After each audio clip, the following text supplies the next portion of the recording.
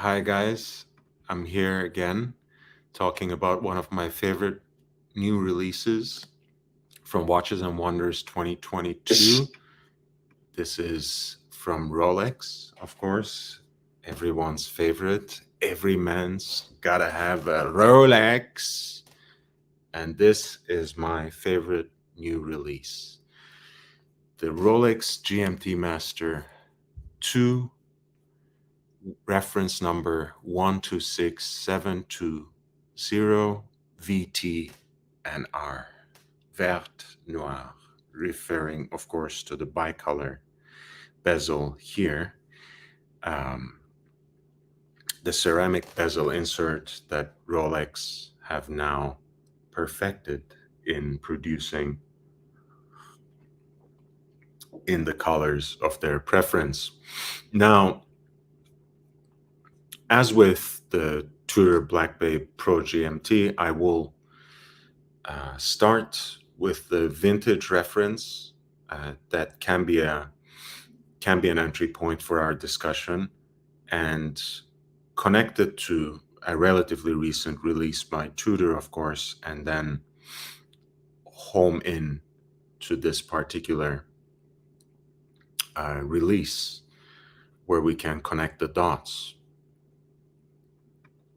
Now, this is the first time that Rolex has a model of this sort in its line of mass production.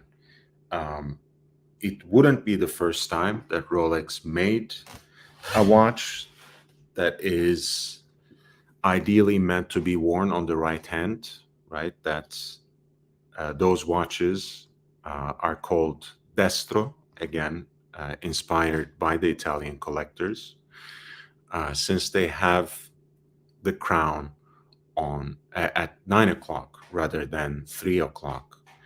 Of course, the earlier example we have, which is a GMT Master from 1959 that was sold relatively recently at a Phillips auction in Hong Kong, is this GMT Master you see here. Of course, in this picture, you're not seeing the most important detail, but look at the liveliness of that lume that's both in the bakelite bezel and on the dial under the UV light. There we go. So we have a 6542 GMT Master from roughly year 1959 that is produced with the clock, with the crown at 9 o'clock, meant to be worn on the right hand. A very unique example. I remember also some years back, Charlie Chaplin's personal watch being auctioned, that also had the crown at 9 o'clock. And Charlie Chaplin, being a lefty, being a southpaw, of course, wanted to wear his watch on his right hand. Well, that being said, of course, you're already able to tell the main difference of this watch, which is the preservation of the date aperture, the date window, and the cyclops at 3 o'clock. Right? Of course, in the recent iteration of this left-hand drive or Destro GMT Master II, we have everything completely inverted, which gives us the date window at 9 o'clock with the cyclops over it, and which makes it, in fact, even more unique in Rolex's catalog. But let's go back to this watch again. You see that small GMT/24-hour hand. That's, of course, very distinctive of some of the earlier examples of these GMT Masters. A beautifully preserved bakelite bezel. Again, a very unique aesthetic. Unfortunately, also quite fragile and not entirely stable. And here we have, of course, the Tudor Pelagos LHD from some years back. A model that Tudor produced as part of its main line. and uh, it was relatively successful, and it was again one of those instances where Tudor seemed to be serving as some sort of laboratory for delving into certain aspects of Rolex's history, as well as dabbling with perhaps more unconventional um, design elements, um, to see how they interface with the public, to see how popular they might end up being. And as you remember, this was a watch that was not only popular among left-handers, among southpaws, so to speak.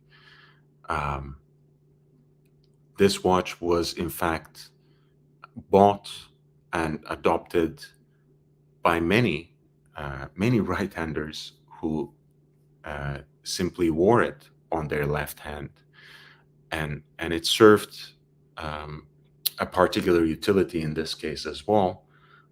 Um, it was perhaps more convenient, even, right?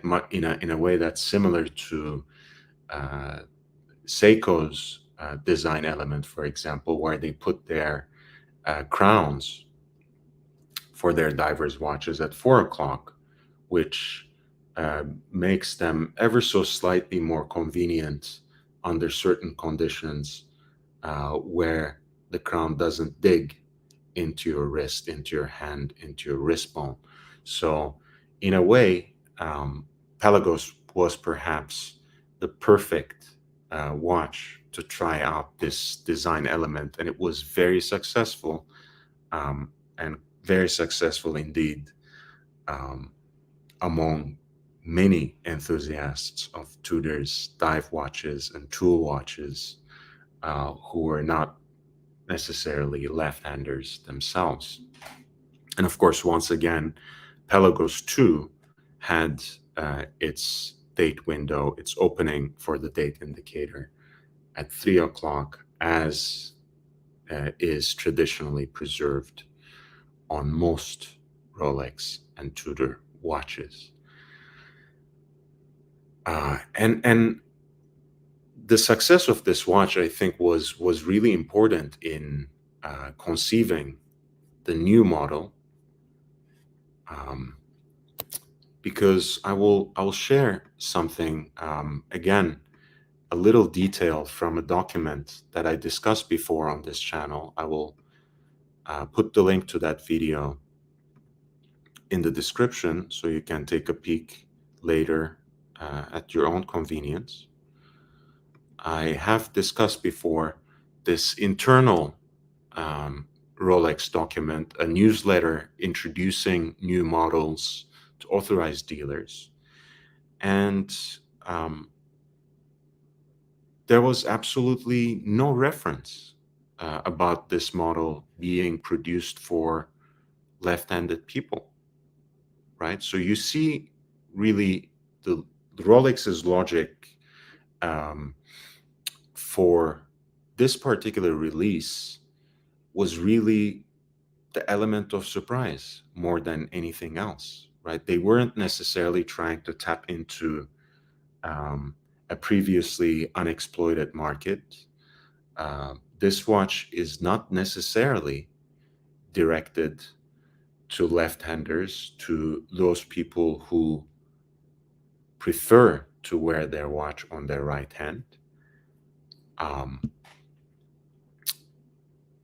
it was really the element of surprise that Rolex was intending among all their releases, which otherwise checked all the predictable boxes in Rolex's bread and butter, which privileges, of course, um, evolutionary progress rather than revolutionary overturns in terms of improving and modifying and cosmetically making over their unique models.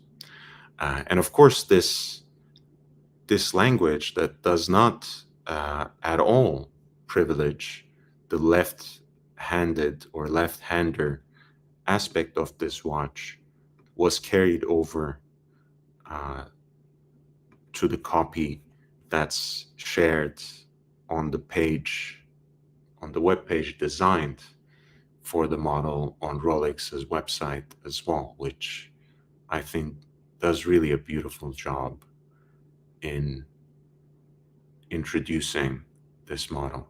Once again, there's scarcely any reference to this model being somehow designed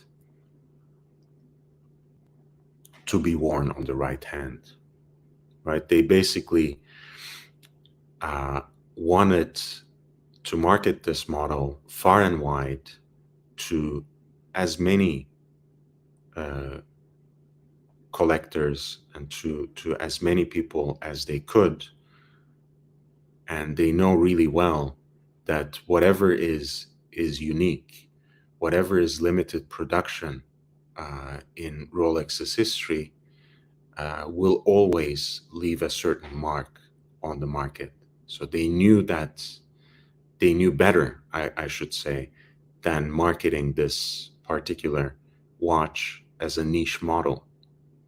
Rather, they focused on how it fits in the contemporary lineup of Rolex watches, how it preserves, by and large, that unique and recognizable design um, of a GMT Master, which they present as their cosmopolitan watch with a bicolor bezel insert, and how the combination of colors for that bezel insert was a first. Um, and I think ultimately they have ended up doing one of those things that Rolex often does, which is just doing something that would be entirely predictable and entirely unnoticeable when another brand does it. But somehow, in Rolex's usual humdrum presentation of minute modifications and slight technological improvements in movements and cosmetic makeovers, this somehow struck everyone like a lightning bolt and suddenly, once again, brought attention to the brand that it seemed to have lost in the run up to the Watches and Wonders 2022 presentation in Geneva. Remember, in the month leading to that fair, we were talking about Omega, Omega, Omega, and Omega, and somehow the hometown rivals once again found a way and found a rather simple way, I have to say, to redirect the conversation and somehow steal the show again. This watch, I think, will be immediately desirable and very collectible in the future. I'm hearing that the wait lists are already quite long and stacked insofar as they exist, of course. I'm sure in most cases, these watches will go to the most preferred customers um, in most authorized dealers. If you can get your hands on one of these watches, and if it is a GMT Master II that you want, get it. Trust me, you won't regret your choice. Um, if you really come to uh, despise the way it wears and the way it looks over time, which I think is just quirky enough that it deserves an honorable mention in Rolex history, you can always, I'm sure, somehow exchange it, let's say, in nice words, with another GMT Master II of your liking in the secondary market. Because even if I don't expect these to shoot over the moon before the end of the year, in mid to long term, again, as with anything that is of limited production, anything that is of a unique design aesthetic in Rolex's history, these will gain in value and shoot into the stratosphere the minute they stop production. And chances are that might well be the next year. Remember, guys, the first GMT Master II 16760 that was made with the so-called Coke bezel insert was first introduced in 1983, right? So next year we have the 40th anniversary of the GMT Master II. So there's a good chance that they would bring out a GMT Master model with a black and red bezel, ceramic bezel insert. They might discontinue one of the existing color combinations. That might well be the Batman. They might just keep this and invert it and reintroduce it as the old quote unquote plain Jane GMT Master II model with the crown at 3 o'clock, with the dates indicator at 3 o'clock, with the Cyclops over it. And then suddenly, these will be very collectible and very desirable pieces that preserve a rather odd but very important milestone in Rolex's history. So grab them while you can. Let me know if you actually get your hands on an example. This is what I will be doing over the next week, by the way. I know the new Tudor models have already become available. So I'll be on the lookout to see if I can examine them closely and get my hands on them. And I will at least share with you some visuals, if not videos, about that visit. And I will do the same with Rolex, but who knows when they will actually start dropping, and who knows how accessible they would be even to examine. But I will do my best. Once again, guys, if you want to encourage me in creating new and original content, consider a donation to my PayPal, which is connected to my email address, lordhellespont5@gmail.com. That is lordhellespont@gmail.com. If you have any questions, or if you want me to make you a personalized video, perhaps, again, that's how you should be contacting me. Guys, thank you again for being here with me for another presentation. Your presence and support is all important to me. So please like and subscribe and spread the word far and wide so I can reach my first major goal on YouTube, which is to reach 1,000 subscribers. So if you help me in doing that, that will be most appreciated. Guys, I appreciate you. I love you. And I will see you in the next one.